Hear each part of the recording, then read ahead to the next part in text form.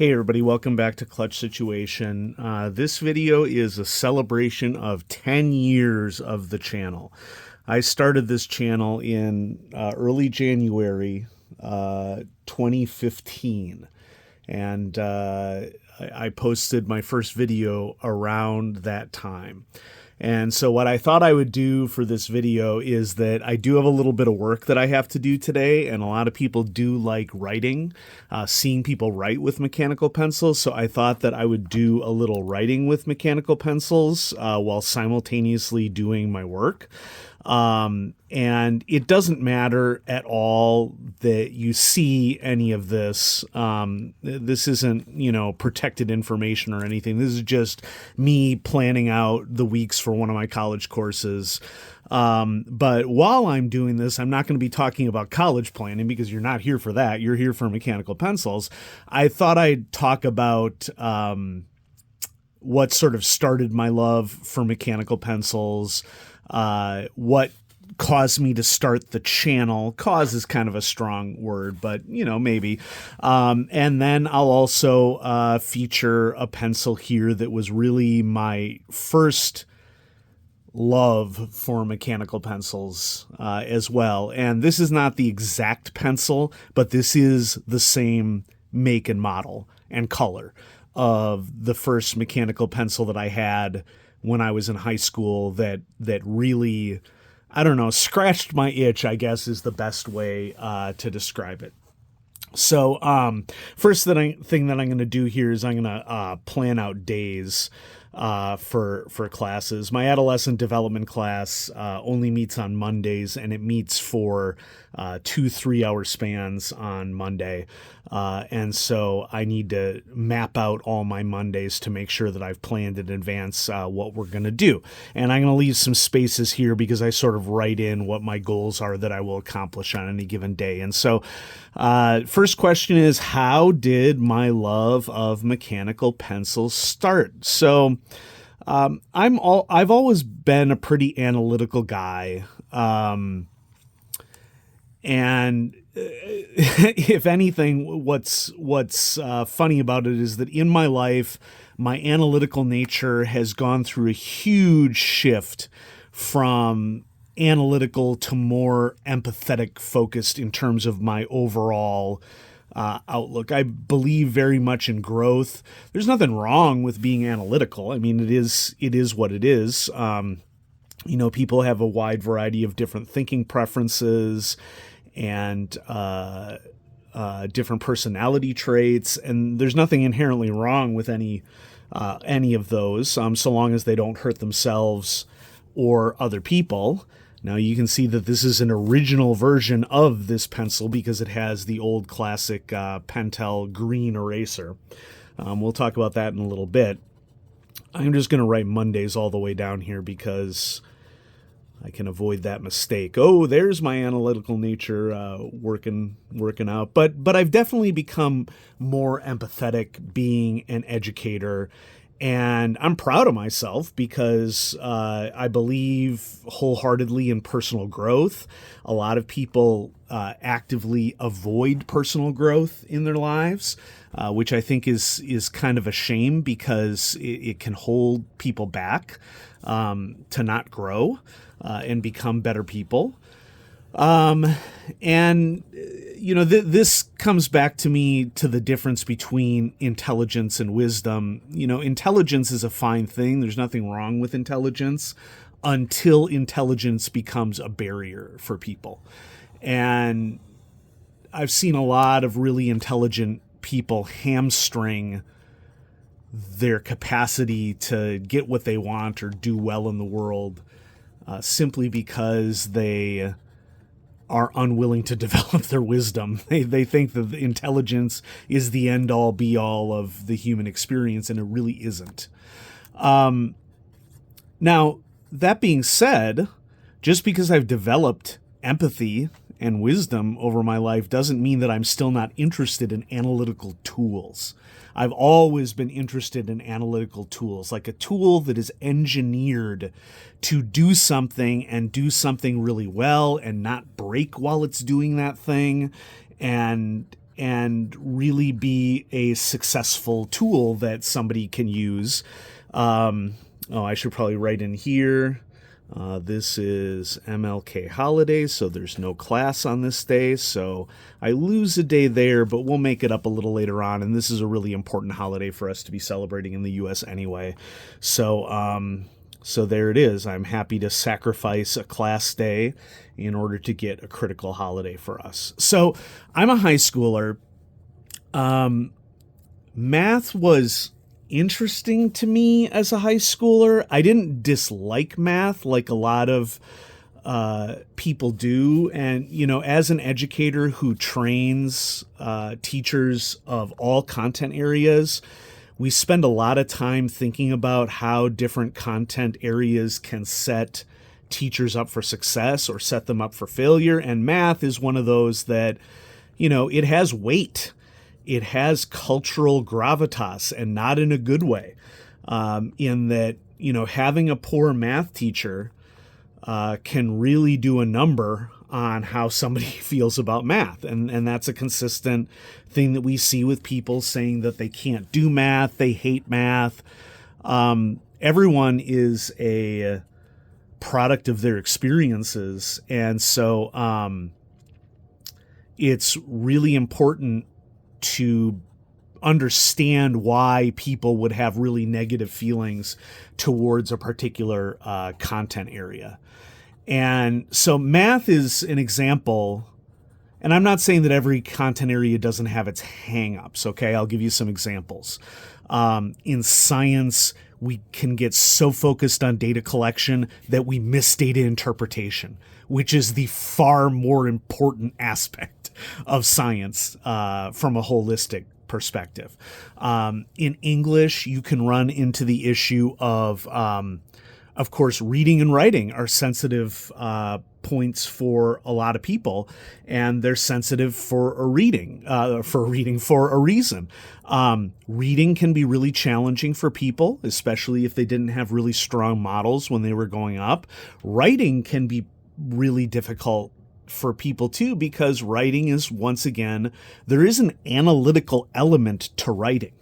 It is possible that you will see people who are really technically competent writers, but what they write has no humanity to it. And, that's a good thing to point out too, that there is a difference between technical writing and creative or emotive writing for human beings. So back to high school. In high school, I liked math, probably partly because of the analytical nature of it, but also partly because I had several good math teachers when I was going through school. I think that we can probably squeeze in one at the bottom here. Let's throw in an April down here. I mean, I guess I don't have to do this, but I have the next page. And especially my first 3 years of high school, I had really good math teachers. I had a superb geometry teacher, which geometry in of itself can be a hard point for people. There's certainly aspects of geometry that I don't jive with, like 2-dimensional to 3-dimensional drawing is very difficult for me. And it would be something that would be really useful for me as a scientist, okay? But it's just very, very, very difficult for me. Oops, let's double check here. Okay. Oh, I did it again. Here we go. That's why we have erasers. And then my advanced algebra and trigonometry teacher were the same my sophomore and junior year. And so I was able, of course, to build a rapport with her. And she was just a very kind person, which someone like me who wasn't identified as part of the crowd that is nerddom, high school was very intimidating for me. This is, what do we got here? This is prep week. Prep week at our university is you're not supposed to give any extra assignments on this week so students can prepare for the next week, which is finals week. Okay, so I had good math teachers, and part of doing math scholarship is having a precision writing tool. So when I was a freshman in high school, my mom took me school shopping as one does, to get all the materials. And when you first go into high school, it's often a little challenging or weird because, back in my day, there were lists even for courses when you went into high school of like what materials were expected. We don't really do that anymore, partly because we're mindful of socioeconomic status, and we don't want students to have to buy materials for school that we could easily provide for them. But back then, there were like lists for 9th grade algebra and 10th grade English, et cetera, et cetera, et cetera. A mechanical pencil was not on the list, to be clear. Okay. We're going to go ahead and transition to educational foundations now while we're here, and just go one date ahead because my educational foundations class is on Tuesday nights. I like having a night class. Sort of breaks up the day, allows you to work during the day. It's a nice cap to the day because I love being in a classroom. And so I have an extra class day for educational foundations because, I got to write the date first, man. Come on. I can do this.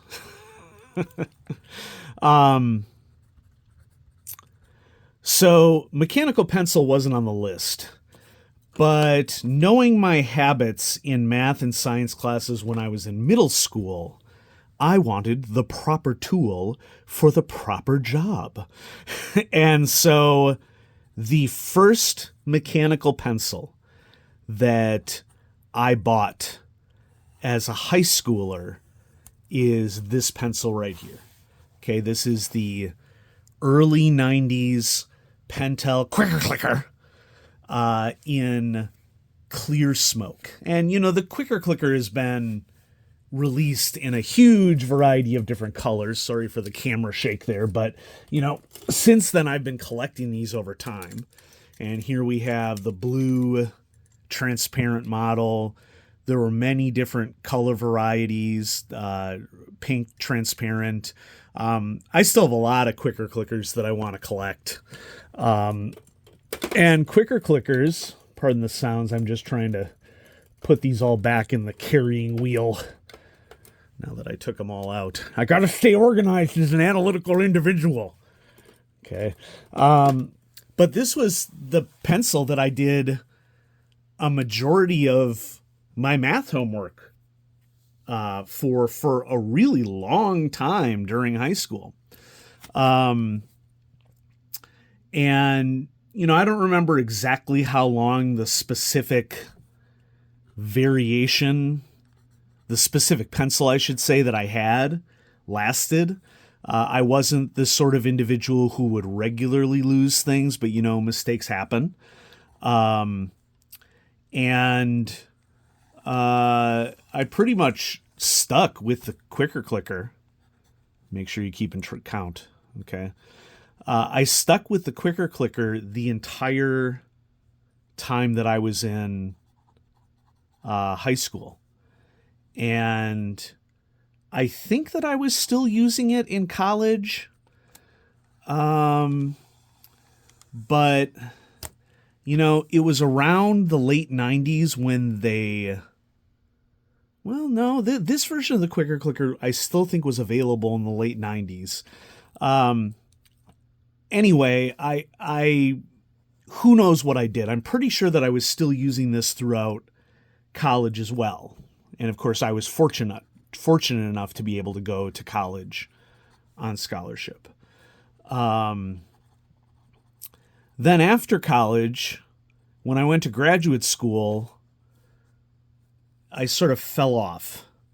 And I don't know exactly how this happened, but I did, and I stopped using mechanical pencils, or I only used the cheapo Bics, or maybe I was using wood case pencils. And that continued through 2014. So I was a classroom teacher. The time that I was a classroom teacher, I should say, between August of 2003 through all the way through 2014, I just stopped using mechanical pencils. And I think that I had switched to pens partly because I needed to give feedback to students and I didn't want it to be able to be erased. I don't know. I'm not saying that it makes sense. And in 2015, let's go back to 2015. In 2015, 10 years ago, I was 37. And, that's around midlife crisis time. I had a very mild midlife crisis. Okay. My midlife crisis was there were things that I enjoyed doing when I was a youth, and I'd actually like to continue to do those things. Just because other people don't believe that they're adult pursuits, that doesn't mean that I can't participate in those hobbies. So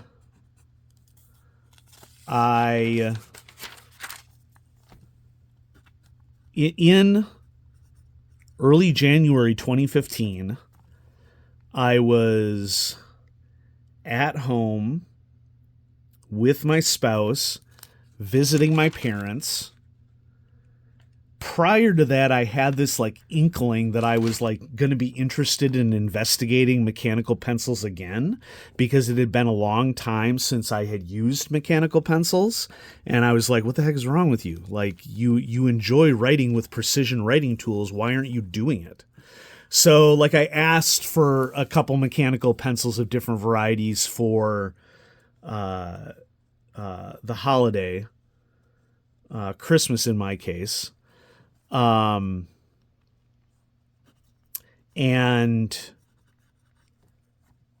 I received some as gifts.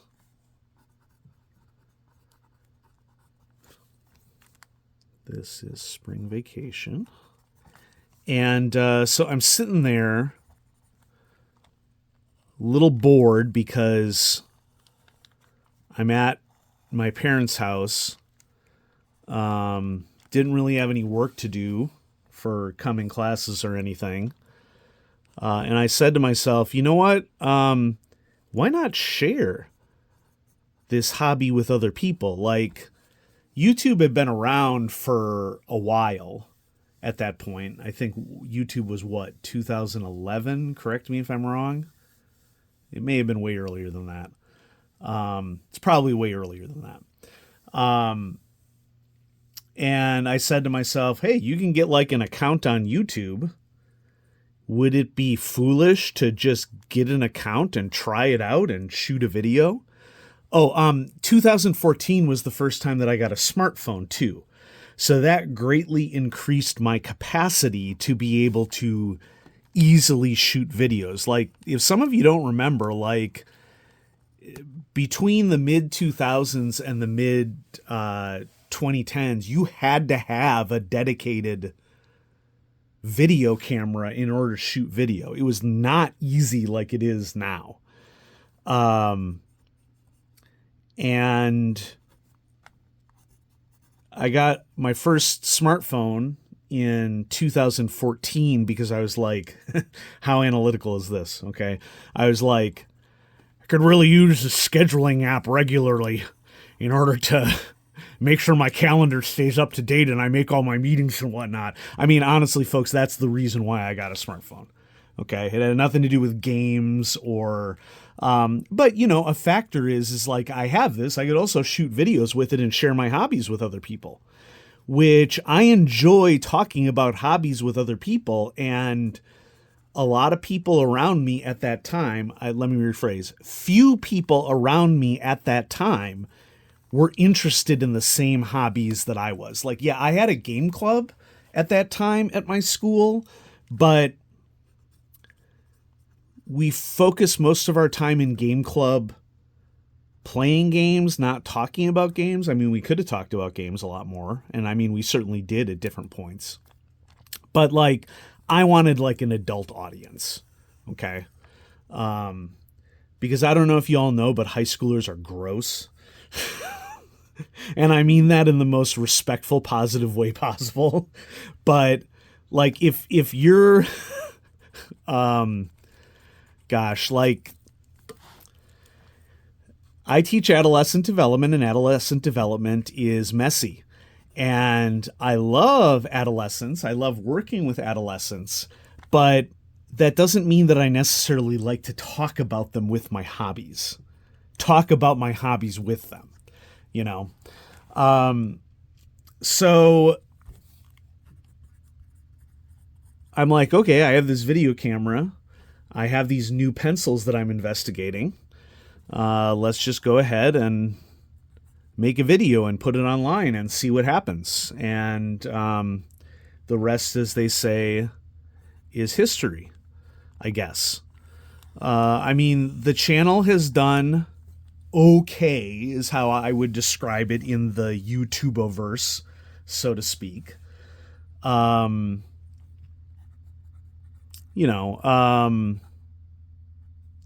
I've been on a slow, steady climb of subscribers.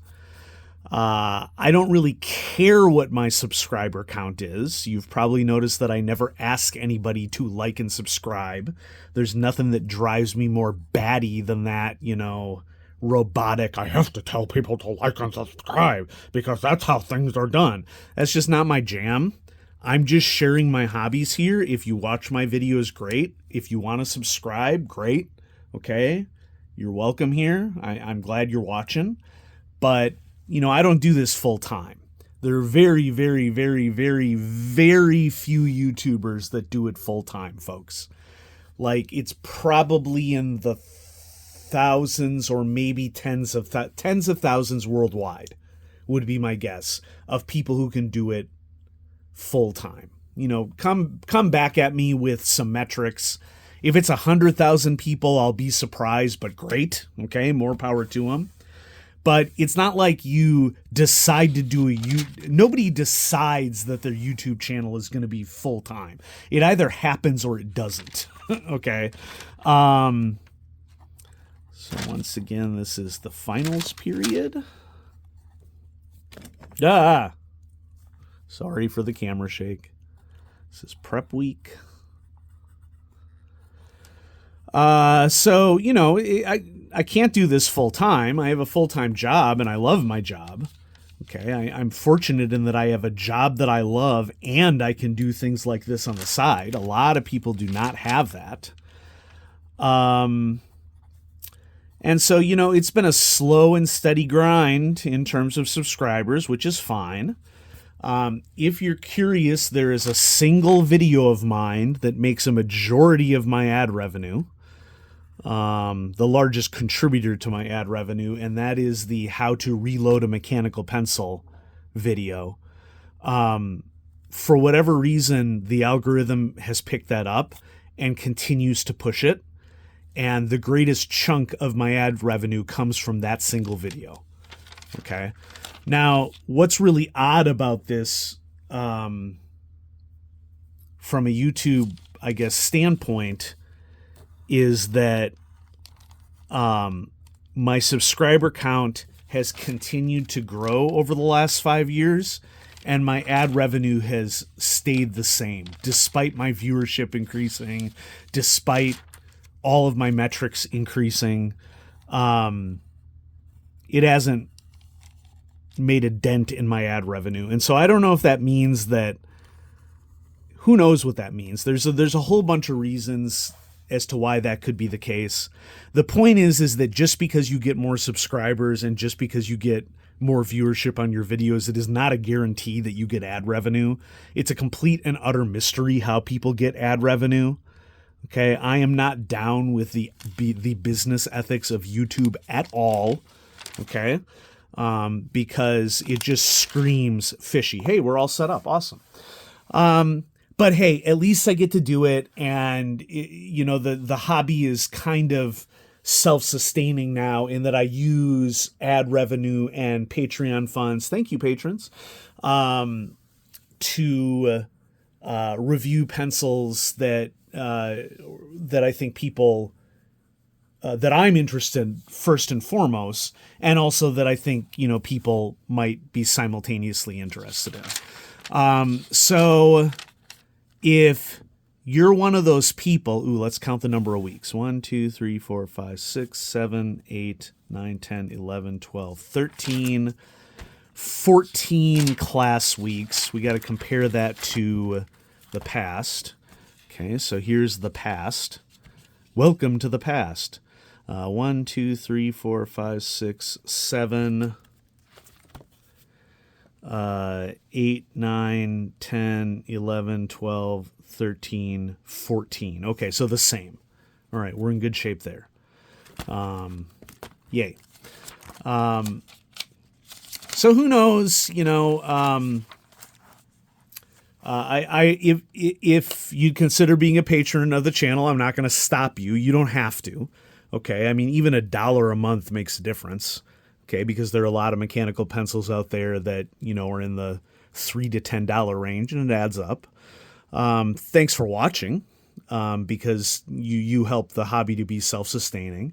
I've also formed a lot of really cool partnerships over time, especially between folks who are in the everyday carry EDC business. Metal machined mechanical pencils, of course, have been one of the primary highlights of the channel. And I'm really grateful for my continuing relationships with companies like Spoke and Wingback. And then also, this is something that I also share with my best friend, DJ, who also likes technical writing instruments and has been a huge benefactor for the channel as well, contributing pencils that he sees on Kickstarter that interest him, that he knows would also interest me.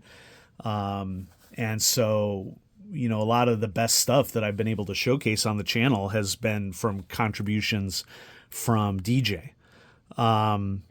And then another shout out to my former student, Matt R., I should say, who has been a consistent viewer and supporter of the channel over the years, and a patron. And so, yeah, a lot of cool stuff has happened over the last 10 years on Clutch Situation. And at this stage, I need to concentrate a little bit more before I fill in what's going to be happening on specific class days here. But, thanks for being here while I wrote with the first pencil that got me interested in mechanical pencils, and talked a little bit about 10 years of Clutch Situation. And I hope you enjoyed this. And if videos that I make continue to interest you, great. It's awesome to share fun hobbies together. And so thanks for viewing for the last 10 years. I really appreciate it. It's gone fast, but here we are. Stay safe, everybody. Do what you like, no matter what anybody else around you says or what criticisms you get for things that you like. I mean, so long as they're innocuous and not harmful things, that damage you or damage others. But if it's something innocuous like liking mechanical pencils, okay, you do you. It's really important for all of us to recognize that it is okay for us to have personal preferences. And everybody's a critic, but just because people are critics doesn't mean that you have to listen to them. Okay? So, have a great day, everybody. More great stuff coming at you moving forward from Clutch Situation. Bye-bye.